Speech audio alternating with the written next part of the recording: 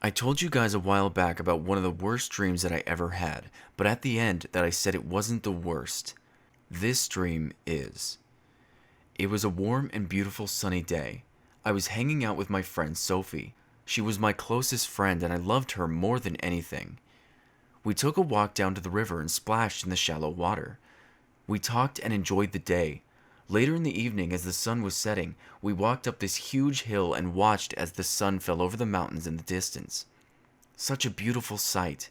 Sophie told me about wildlife and botany. She was so smart.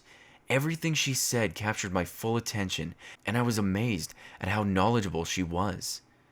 She always had a thirst for it. She loved learning.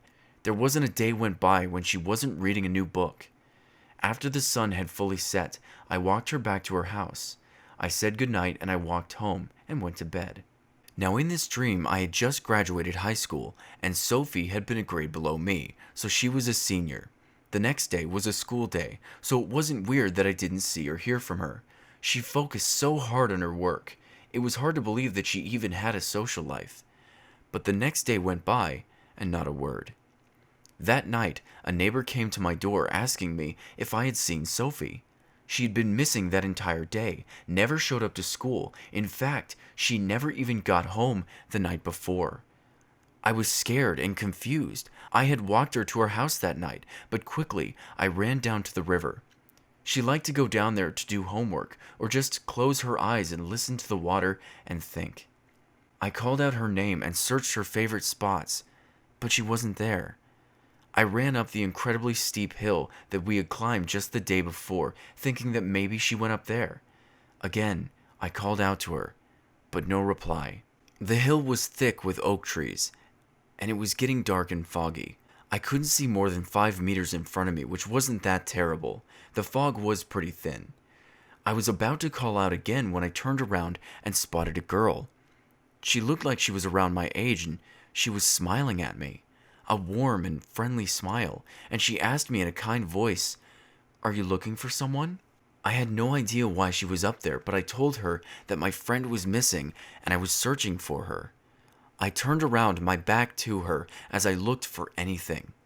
The girl was behind me and she was asking where I last saw her, and I had told her that I was with her the night before. All of a sudden, that friendly voice turned into an evil one, and she said, "You will never find her." I turned around quickly, and she was gone. The fog was getting thick, and I could not see her. I was stuck, lost. Who was she? Why did she say that? Did she know Sophie? Finally, I made my way back down the hill, and I was greeted by a couple cop cars. They informed me that they were also searching, and that I was the last person to see Sophie. They asked me about my whereabouts and what her and I had done together the day before, and if I knew anything else, to let them know. I went home and tried to sleep, but the night dragged on. I couldn't go to bed. There was just too much happening, too many questions. Who was that girl? Where was Sophie? Does that mysterious girl know where she is? Is Sophie dead? Morning came and I woke up exhausted. I couldn't eat. All I wanted to do was look for my friend. I went outside and searched the river again. I was searching when I got a phone call from a number that I didn't recognize. I answered it and it was the police station. "Do you have any news?" I asked hurriedly. "Barry, if you can, we would like for you to sit down." I said nothing and did nothing.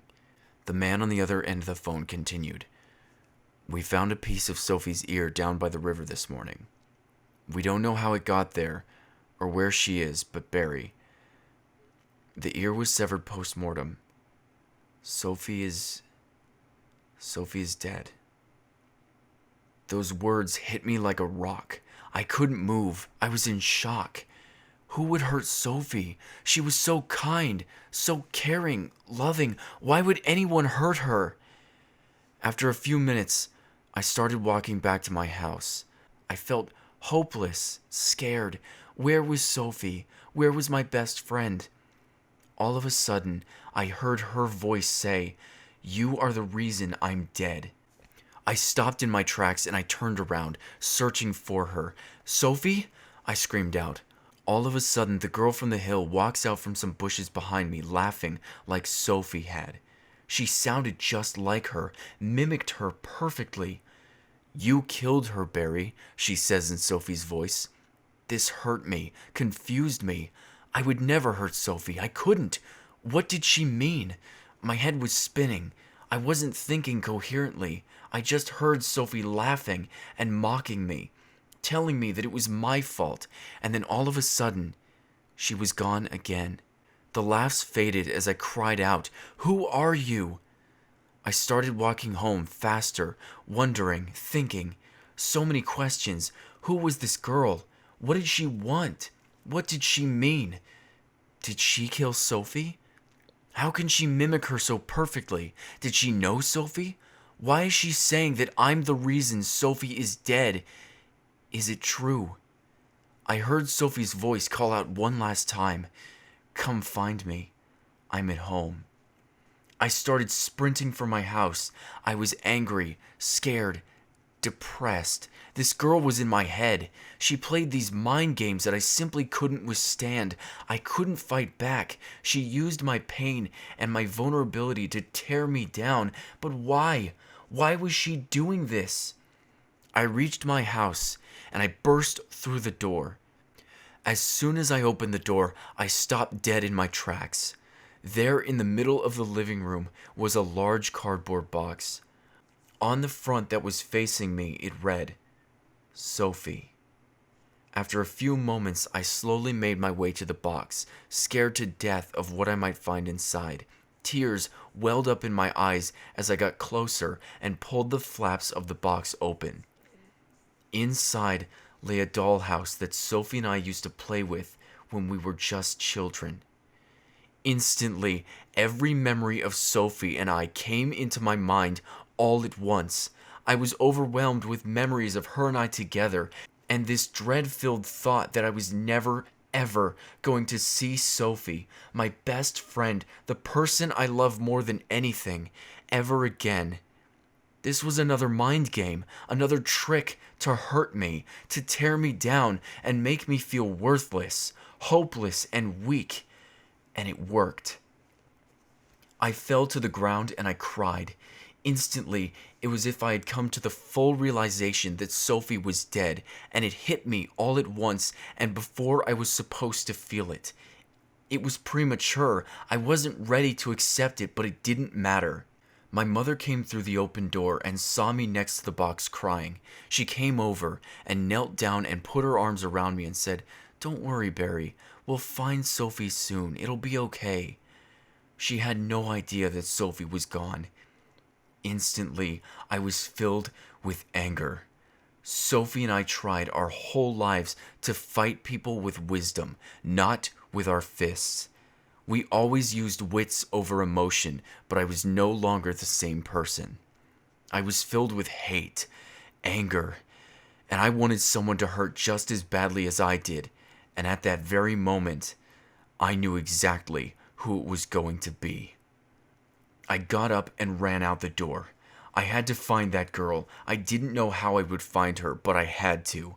I started walking around the town, to the park, to the hill, down to the river, and found nothing.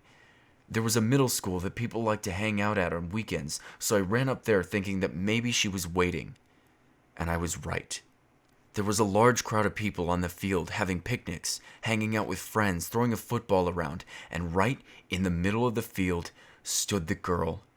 The girl who had put me through all of this, the girl who had played with my head for a week, and the girl who had killed Sophie. I was convinced of that. I sprinted towards her. Hate and pain filled my entire body. I was not going to be stopped. As soon as I got close, she smiled and started to say, "So, were you able to find?" But she was cut off. By me. I grabbed her by the throat and threw her to the ground. The wind was knocked out of her, and a look of terror came over her face. I looked her in the eyes and said, "Tell me where Sophie is, or I will kill you." She looked up at me, and the look of fear that was once in her eyes had vanished. She smiled, as if she had won, as if she was back on top, as if I had done exactly what she wanted me to do. I squeezed her neck and demanded again, "Where is Sophie?" But it didn't matter. A cop who had been parked down the road had seen what happened and started running our way. I saw him and looked down at her and said, "If I don't like the next words that come out of your mouth, I will kill you right now." She knew I was being serious, but she barely showed it.